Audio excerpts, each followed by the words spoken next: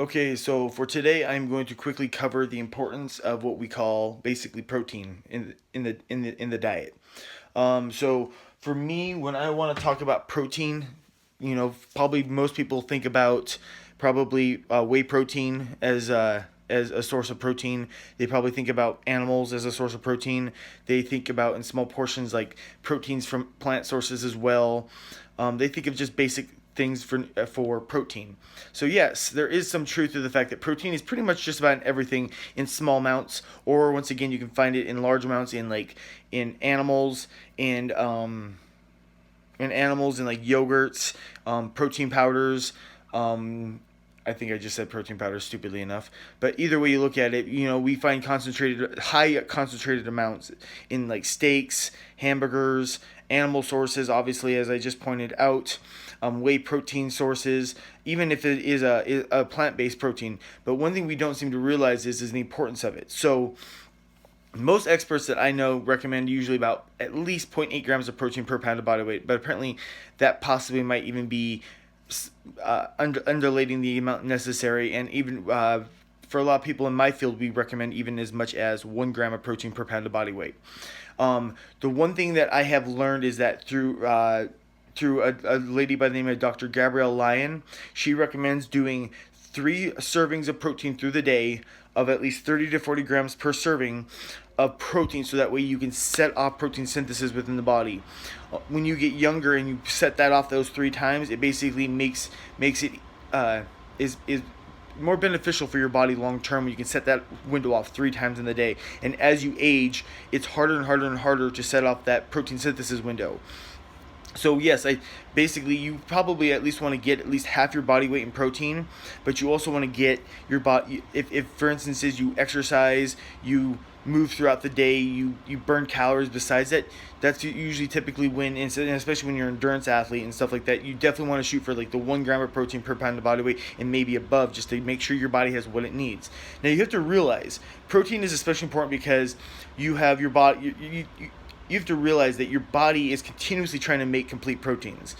So inside your body you have what they call an amino acid pool, where when you consume proteins, those amino acids continuously feed into that pool and make it where your body's constantly trying to make those complete proteins. And that's the 23 amino acids that's going to make for a complete protein. Now, animal sources, for instance, have complete proteins. Whey protein is a complete source of protein.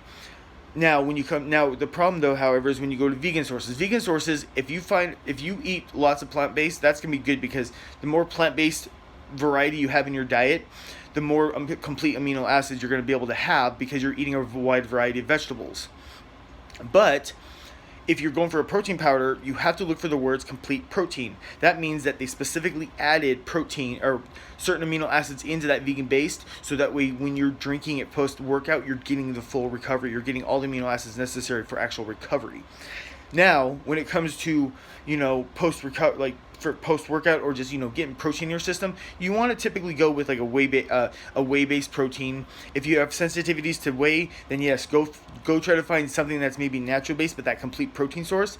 That way you're able to get all the necessary amino acids in for a great recovery. You have to realize your body has the amino acids, the amino acid pool in your body.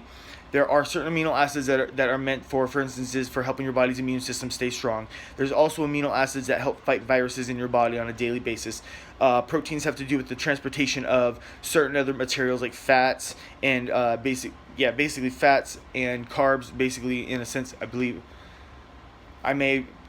don't take me on that, because I know that proteins do have their importance in teleporting stuff in the system. I just can't be specific as to what it transports.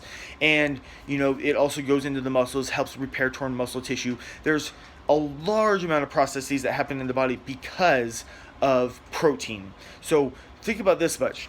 Once again, if you're a 120-pound woman, anywhere between 60 to 90 grams of protein is usually what I'd recommend, just to make sure you're getting your daily required amount in for your body. Usually, even if you're exercising, they recommend, like I said before, up to about 1 gram of protein per pound of body weight, just so your body has what it needs that are necessary. And if you are trying to build muscle, yes, maybe going up a little bit above 1 gram of protein per pound of body weight will be okay, but there's really no reason to go ape shit crazy and go for 1.5 to 2 grams per pound of body weight, because that's just pointless. That's just you wasting protein away. Your body can only sit there and assimilate so much protein at a time. I'm not saying that put a cap on it, but I'm saying just don't be stupid and consume 60, 80 grams, or don't consume a couple hundred grams of protein in one sitting, because then it may have negative effects on your gut. But I'm just saying, shoot for at least like 30 to 40 per sitting. That way you're getting a reasonable sized portion. That way you're setting up protein synthesis, and that way your body has what it needs to work with. So just make sure you're getting your daily required protein. Make sure you're getting lots of sources of protein. If you have to, track it, just so that way you understand where you're at, and typically how much it takes, because you have to realize one last point. Protein is the most satiating of all the macronutrients that we have. So if you're consuming a good amount of protein, there's going to be a good chance you're going to be feeling fuller longer, and you won't be feeling as hungry throughout the day if you're hitting your required amount of protein. But I mean, do your research on protein, do what it takes to make sure you're hitting your requirements, and don't be afraid to put it into get plenty of it in your diet, so that way your body has what it needs to work with.